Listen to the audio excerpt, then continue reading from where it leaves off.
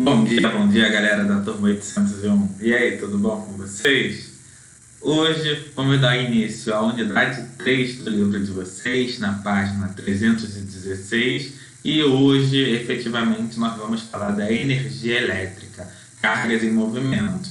Então, até esse momento, nas aulas anteriores, nós explicamos o conceito de eletricidade de um modo geral, a questão do ganho e perdas de elétrons, que um átomo, de que a matéria é constituída de átomos que possuem o próton em seu interior, com os nêutrons, né, na região do núcleo daquele átomo, e na região periférica, na eletrosfera, nós temos os elétrons, mas nós não falamos da energia elétrica em si, da eletricidade que chega à nossa casa, né? Popularmente falando, aquela eletricidade onde a gente utiliza para ligar o computador, para carregar o celular, para todos os aparelhos domésticos que nós temos na nossa casa. Então, nós não falamos até esse momento sobre essa energia elétrica. Então, hoje, especificamente, a aula vai ser focada nesse tipo de energia, ok? Qualquer dúvida que vocês tiverem aí ao longo da aula, entre em contato comigo no grupo ou na nossa aula ao vivo. Então, vamos lá, galera. Página 316 do livro de vocês. Então, o primeiro ponto, o primeiro conceito aqui que o livro nos dá é que a capacidade de transportar uma corrente elétrica expressa uma das propriedades específicas que os materiais, de um modo geral, têm, que é a condutibilidade elétrica. Então, basicamente, agora nesse primeiro bloco, nós vamos ver a característica das matérias de condutibilidade elétrica, ou seja, se aquele determinado material ele é capaz ou não de transmitir essa corrente elétrica de maneira efetiva.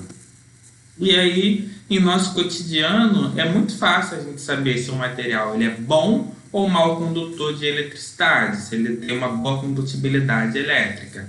Vamos pensar nos fios elétricos, por exemplo. Então, os fios, toda a fiação que chega à nossa casa, eles são de cobre. Esses fios eles são de cobre em seu interior. Obviamente, nós temos um exterior, uma capa, um revestimento de borracha, mas internamente esses fios são de cobre.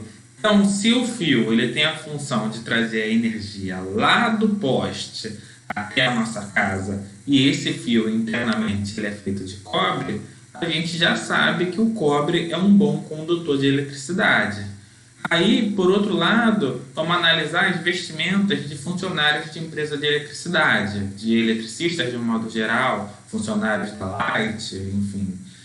O que eles usam geralmente como equipamentos de proteção individual? Eles usam botas, luvas e geralmente esses materiais são de borracha. Então tem aqui bota de borracha, luva de borracha, tem também bota de couro. Então, nós sabemos que esses materiais, principalmente a borracha, eles não são bons condutores de eletricidade. Então, de certa forma, ele protege os profissionais. Então, eles são mal condutores. A borracha, por exemplo, não tem uma boa condutibilidade elétrica. E qual é a explicação científica para o metal, por exemplo, para o cobre, ser um bom condutor de eletricidade e a borracha ser um mau condutor de eletricidade? Isso ocorre devido à estrutura atômica desses materiais, devido ao átomo desses materiais. Por quê? Para um material ele ser considerado um bom condutor de eletricidade, ele tem que ter elétrons livres, ou seja, os elétrons dele têm que estar soltinhos ali para poder carregar essa eletricidade, para poder conduzir, por assim dizer, essa eletricidade. Então, no caso, os átomos dos metais, como o caso do cobre, eles apresentam uma região da eletrosfera muito grande se comparado a outros tipos de átomos, como, por exemplo, o átomo da borracha.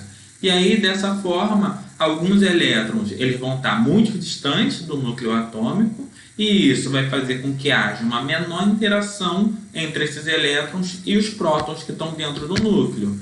E aí os átomos metálicos, os átomos dos metais, eles vão perder os seus elétrons com mais facilidade do que de materiais não metálicos, novamente, como é o caso da borracha.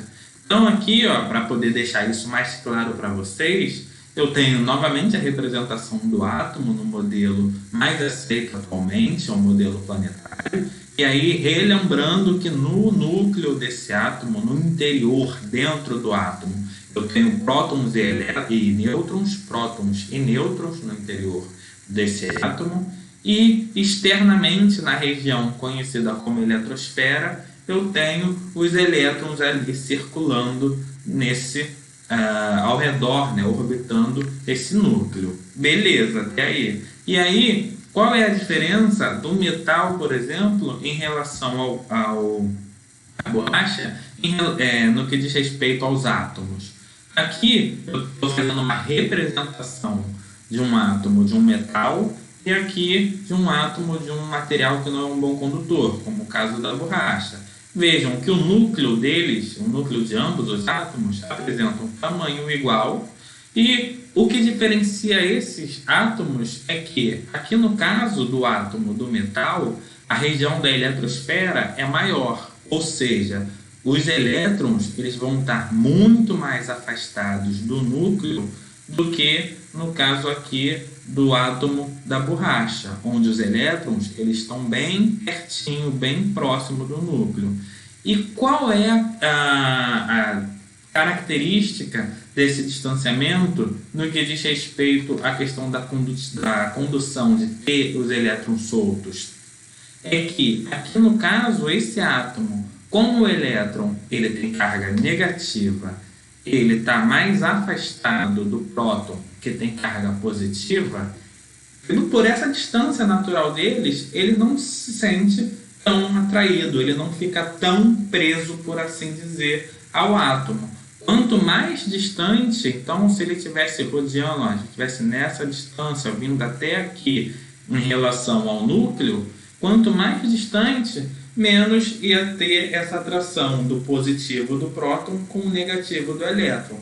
Então, esse elétron ele está livre, ele está solto, ele tem mais liberdade. E essa é a característica, novamente, ter elétrons livres é a característica que dá a condutibilidade elétrica. E aqui, no caso da borracha, os elétrons, a eletrosfera, ela é pequenininha. Então, os elétrons eles estão bem próximos do próton. Então, aqui eu tenho o elétron, aqui eu tenho o próton, eles estão numa distância muito próxima. Novamente, elétron negativo, próton não é positivo. Então, por eles estarem próximos, esse elétron ele fica muito atraído aqui pelo núcleo. Então, ele não sai, ele não está solto, ele não está livre, ele não tem essa liberdade. Ele está muito próximo do próton, do núcleo, que tem o próton positivo. Então, ele não é considerado um elétron livre. E, por causa disso, esses materiais não apresentam uma boa condutibilidade elétrica. Okay? Então, como eu havia explicado para vocês, os materiais condutores de eletricidade, eles têm cargas elétricas livres, geralmente elétrons livres, e ocorrem principalmente aí no caso dos metais. Então, os metais são bons condutores de eletricidade porque eles têm elétrons, eles têm carga livre, e os materiais isolantes, eles não apresentam os elétrons livres, então eles não vão ser capazes de conduzir a eletricidade. Uma observação muito importante também é que as soluções aquosas salinas, ou seja, soluções que têm água com sais dissolvidos, uma água com sal, eles também são considerados bons condutores. Por quê? Nesse caso, não é devido à presença de elétrons livres, não, mas sim devido à presença de cargas positivas e negativas nessa solução, nessa água. Então, exemplos clássicos que nós temos de bons condutores, soluções salinas, bons condutores de eletricidade. O primeiro é a água do mar, um excelente condutor de eletricidade, porque vocês já foram à praia, sabem que a água do mar, principalmente quem foi para a praia e sem que ele acabou engolindo um pouco da água enquanto estava tentando nadar, aquela onda forte, vocês percebem que a água da praia ela é muito salgada, então tem muitos sais dissolvidos ali naquela água. E outra excelente fonte, ou pelo menos boa fonte de condutora de eletricidade, é o nosso corpo humano. Por quê? Porque o nosso corpo ele é constituído, ele é formado por cerca de 70% de água E essa água apresenta sais minerais dissolvidos. Então, o nosso corpo tem água com muitos sais dentro do nosso corpo. Nós precisamos de sais minerais. E também, quando a gente... uma forma de se ver isso muito claramente é o suor. O suor é um líquido, né? A água saindo do nosso corpo. E essa água ela é salgada. Há liberação de grande quantidade de sais minerais no suor. Então, isso indica que o nosso corpo é um reservatório, é uma fonte de água com sais. E por isso, por essa característica, o nosso corpo é um bom condutor de eletricidade. E por que soluções salinas, como água com sal, elas apresentam cargas positivas e negativas ali no meio do líquido? Isso ocorre porque quando alguns compostos, principalmente sais, eles se dissolvem, eles se misturam na água, ocorre um fenômeno que é chamado de dissociação iônica. O principal exemplo de dissociação iônica que eu tenho para dar para vocês e que está no livro é o do cloreto de sódio, que é o principal componente do nosso sal tradicional, o nosso sal de cozinha.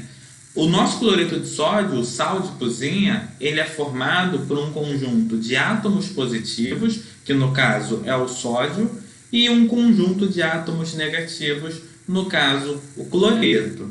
E aí, duas observações importantes é que esses átomos, tanto o sódio quanto o cloreto, eles são chamados de íons. Então, por isso que é uma dissociação, que é uma separação iônica, é a separação de íons. Outra observação é que quando o íon é positivo, ele vai ser chamado de cátion. E quando esse íon ele é negativo, ele vai ser chamado de ânion. Então, aqui eu tenho o sal de cozinha formado por dois íons. Pelo íon de sódio, que é um átomo positivo, então esse sódio, esse íon positivo, ele é chamado de cátion, e o sal é formado também pelo cloreto, que é um átomo negativo, e aí esse íon negativo, ele vai ser chamado de ânion. O sal é formado por um átomo positivo, por um íon positivo, e por um átomo ou íon negativo. Beleza. E o processo de dissociação, de separação iônica, vai consistir na separação dos íons e isso ocorre em presença de água.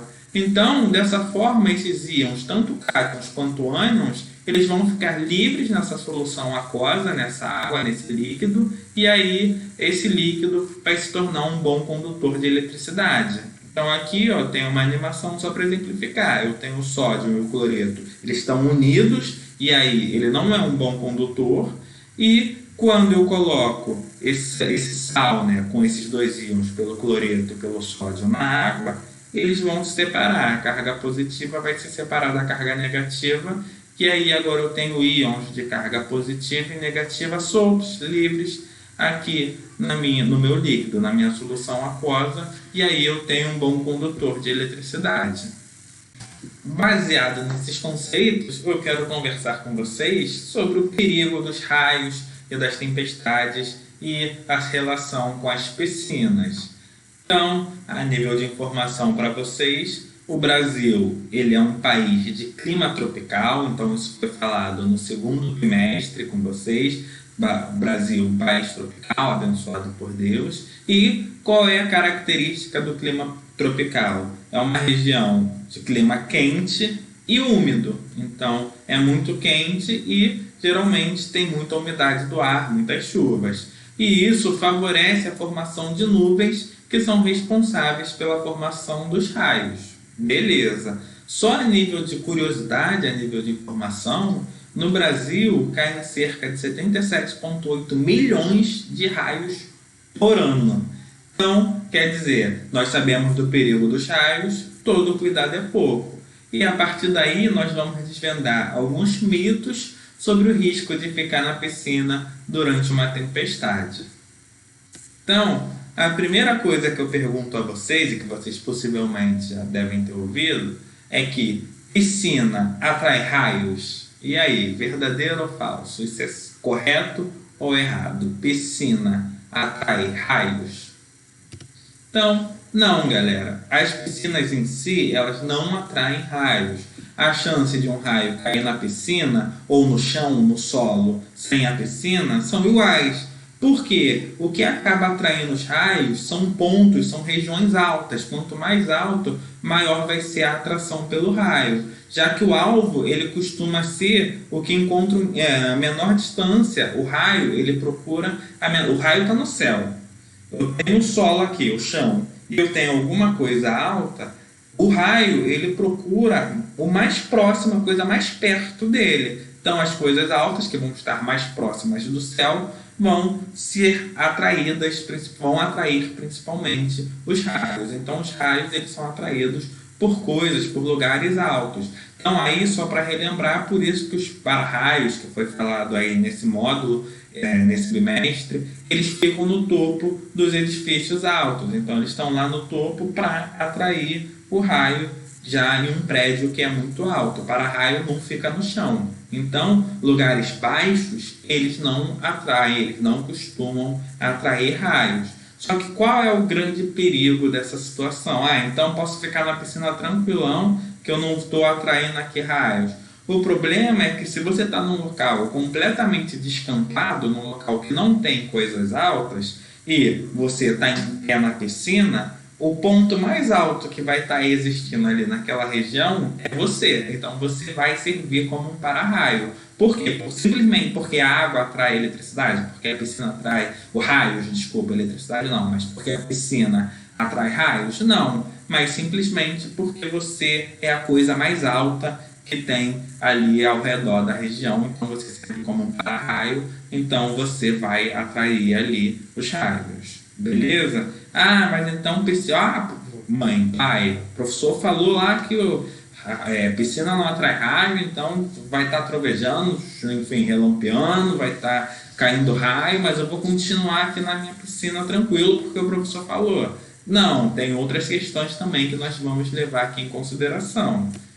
Aí, a outra pergunta, então é perigoso ficar na piscina durante uma tempestade? Sim, claro que é. Por quê? Porque a água da piscina, ela é condutora de energia, ela é condutora de eletricidade. Porque, professor, mas a água não tem sais ali, é uma água pura. Não, há uma grande quantidade de compostos químicos, principalmente o cloro. O cloro, ele intensifica, ele mantém ali cargas livres e isso intensifica a condução. Então, eu posso ter uma descarga elétrica. Por exemplo, o raio ele pode ter caído num local mais afastado da piscina, mas se tiver um rastro de água daquele local até onde eu estiver na piscina, esse raio, essa eletricidade, ela vai ser conduzida por essa água, com cloro principalmente, até chegar na piscina. E aí eu posso morrer, eu posso sofrer do raio e dependendo pode vir a óbito mesmo. A pessoa pode morrer ou simplesmente ter sequelas grandes devido a esse contato, devido a essa exposição de um raio que nem caiu diretamente na piscina, que caiu em algum local, mas aquele local estava molhado e houve um rastro até a piscina e aí a pessoa vai se eletrocutar, vai tomar uma descarga elétrica muito grande, dependendo da distância. Então, todo cuidado é pouco com raios e a piscina. Deixa para aproveitar num dia de sol, quando tiver tudo bem, sem problema nenhum. Falei com vocês dos materiais condutores, agora vou falar dos isolantes. Os materiais isolantes, como foi mencionado anteriormente, eles são formados por átomos que apresentam os elétrons bem mais próximos ao núcleo atômico, então a eletrosfera dele é pequenininha, é bem próxima ao núcleo atômico, e esses elétrons, então, não têm mobilidade e não permitem a condução da eletricidade. É importante mencionar aqui que há alguns materiais que não apresentam íons, como é o caso do açúcar, então, diferente do sal, o açúcar não apresenta íons, e a borracha também não apresenta, então são considerados isolantes. E há outros materiais que contêm íons, mas esses íons não estão livres, como é o caso do cloreto de sódio, o sal, quando ele está puro. Como assim? O que eu quero dizer com isso? Então, aqui eu tenho, beleza, a borracha é um bom isolante, não possui íons, Aqui o açúcar também não possui íons e aqui eu tenho sal. O sal ele possui íons, mas esses íons não estão livres, assim como a água pura. Uma água pura não é nem a água que chega à nossa pia, não, à nossa casa, porque essa água ela passou por uma série de tratamentos, então tem uma série de materiais dentro dessa água. Então, se eu purificasse essa água que chegou na nossa casa, ela não seria uma boa condutora de eletricidade. Se eu pego o sal sólido, o pó, o sal, ele na forma sólida, os íons, quando ele está na forma sólida, o cloreto não está separado do sódio. Então, ele não tem íons livres. E aí, esse sal em pó, por assim dizer, esse sal sólido, ele também não é um bom condutor de eletricidade. Se eu pego esse sal sólido e coloco ele na água, aí sim vai ter a dissociação iônica e aí essa água vai ser uma boa condutora de eletricidade. Falei dos materiais que são condutores, falei dos materiais que são isolantes e aí nós temos o meio termo, nós temos os semicondutores. O que são materiais semicondutores? Esses materiais eles apresentam características intermediárias entre os condutores e os isolantes. Aí, nesse caso, a condutibilidade elétrica, a capacidade de conduzir eletricidade desses materiais, ela pode ser alterada dependendo das condições em que elas são submetidas. Aí, ou seja, um material semicondutor ele pode se comportar tanto como isolante como um condutor de eletricidade, dependendo do estímulo que ele receba. Alguns desses materiais eles são largamente utilizados, principalmente na indústria de eletrônicos, eles são muito utilizados na indústria de eletrônicos, e entre eles nós temos o silício, o material silício, esse que está aqui na imagem para vocês, ele é o mais conhecido, ele é o semicondutor utilizado na indústria de eletrônicos mais conhecido. Então, em outras palavras, aí de forma sucinta, os semicondutores eles são sólidos capazes de mudar sua condição de isolante para condutor com grande facilidade. Então, uma hora é isolante, outra hora é condutor. E, por exemplo, o aquecimento de um material semicondutor pode fazer com que ele adquira uma condutividade, uma capacidade de conduzir eletricidade semelhante à de um metal, por exemplo, que é um excelente condutor. E aí, a nível de curiosidade, está no livro de vocês, um dos maiores polos industriais e tecnológicos do mundo, que está localizado no estado da Califórnia, nos Estados Unidos, é chamado de Vale do Silício. Por quê? O nome Vale do Silício ele foi utilizado em referência ao elemento químico silício, que eu tinha falado a vocês no slide anterior, que é um dos mais conhecidos semicondutores e que é muito utilizado na fabricação dos componentes eletrônicos. Atualmente, algumas das maiores empresas de tecnologia do mundo têm sede na região do Vale do Silício. Aí, como exemplo, Apple, Facebook, Google, eBay, Yahoo, HP, Microsoft, enfim, várias empresas que têm sede no Vale do Silício. Após aprender os conceitos de condutores, isolantes, semicondutores, nós vamos falar um pouquinho de circuito elétrico. O que é um circuito elétrico? Circuito elétrico ele é definido como conjunto de materiais com funções diferentes e específicas que, em conjunto, são capazes de transportar corrente elétrica para poder utilizar essa corrente, essa energia elétrica que foi transportada. Todo circuito elétrico ele deve conter, basicamente, fios ou trilhas que vão representar os caminhos por onde a energia elétrica ela vai circular. Então, esses materiais têm que ser excelentes condutores elétricos. Uma fonte de energia elétrica, então tem que ter um lugar que está dando essa energia elétrica, que está provendo, que está sendo uma fonte de energia elétrica. Aí tem exemplo de geradores de energia. Um interruptor para poder ligar e desligar o circuito elétrico e diversos componentes como resistores e capacitores que nós vamos falar mais à frente. Falando de geradores, um gerador é qualquer aparelho que vocês possam pensar que é capaz de transformar qualquer tipo de energia em energia elétrica. Então ele pega uma forma de energia, transforma em energia elétrica, nós estamos falando de geradores. E aí nós temos exemplo, usina hidrelétrica, pega a energia da força das águas e transforma em energia elétrica. Uma usina termoelétrica pega a energia do calor, qualquer calor gerado, e transforma em energia elétrica. A termonuclear pega energia nuclear e transforma em energia elétrica. Ou até mesmo pilhas e baterias são consideradas geradores. E aqui vale distinguir os conceitos de pilha e bateria. Por quê? Pilha, aqui representado, corresponde ao fenômeno químico espontâneo que ocorre com a produção de eletricidade. Calma, em outras palavras, as pilhas, qual é a função da pilha? Ela transforma a energia química que tem dentro dela em energia elétrica. Então, as pilhas têm capacidade de transformar a energia química em energia elétrica. A bateria, por sua vez, é um conjunto de pilhas que estão associadas em série, estão ligadas entre si e vão estar gerando a energia. Então, aqui, por exemplo, a bateria de um automóvel ela é formada, ela é um conjunto de várias pilhas. A bateria tem esse nome por essa ideia mesmo, por ser um conjunto de pilhas, várias.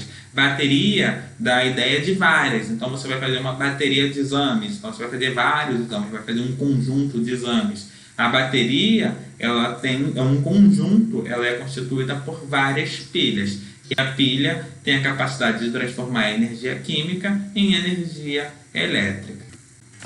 E nós temos os resistores. Os resistores eles são elementos de um circuito que são capazes de transformar a energia elétrica em energia térmica. Então, nós temos exemplos no nosso cotidiano desses elementos. Encontramos resistores, por exemplo, em chuveiro elétrico. Então, o chuveiro elétrico ele tem dentro dele formas parecidas, se não essas, mas parecidas dessas peças, as resistências, a resistência do chuveiro elétrico, que é responsável por aquecer a água. Então, como é que funcionam essas resistências? Elas recebem energia elétrica e transformam essa energia elétrica em calor, em algo que vai esquentar a água. Então, são exemplos de resistores. Outro exemplo do nosso cotidiano é a lâmpada comum, a lâmpada incandescente, onde aqui eu tenho um bulbo e dentro desse bulbo eu tenho uma fiação onde a energia elétrica vai aquecer, então aqui vai gerar uma grande quantidade de calor e de luz. Então, se vocês pegam essas lâmpadas, geralmente, não sei se alguém já trocou lâmpada, ainda mais desses modelos em casa, eles estão quentes. Geralmente, elas são conhecidas como lâmpada quente. Você vai tentar trocar, a lâmpada está quente. Por que ela está quente? Ela está transformando essa energia elétrica em energia térmica e gerando, em consequência disso, a luz, a iluminação. Então, galera, por hoje é só. Espero que vocês tenham gostado da aula de hoje, que tenham entendido. E qualquer dúvida que vocês tiverem, eu estou disponível no nosso grupo ou na nossa aula ao vivo daqui a pouquinho. Para poder assimilar o conteúdo, deixem os exercícios para vocês no portal Plural. Então façam o exercício e até daqui a pouco. Valeu, galera. Um abraço.